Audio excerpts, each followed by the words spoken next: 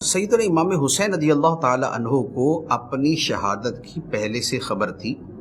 بلکہ یہ جو شہادت کی خبر ہے یہ اہل بیت کے درمیان پہلے سے معروف تھی۔ نبی کریم صلی اللہ تعالی علیہ وآلہ وسلم کے سامنے جبرائیل امین علیہ السلام نے پہلے ہی ذکر کر دیا تھا کہ آپ کا یہ بیٹا آپ کی امت کے ہاتھوں شہید ہو جائے گا، اور حضرت ام الفضل رضی اللہ تعالی عنہا نے ایک خواب دیکھا تھا جس کی تعبیر کے اندر نبی پاک علیہ السلام نے اسی طرح کی بات ارشاد فرمائی تھی، اور یہ ساری خبریں مولا علی شیر خدا رضی اللہ تعالی عنہ کو بھی تھی،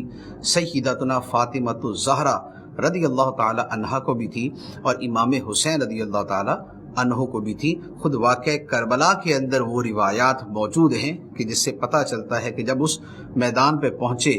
تو وہاں پر فرمایا گیا کہ یہی وہ جگہ ہے جس کی خبر دی گئی تھی، جس کا وعدہ کیا گیا تھا۔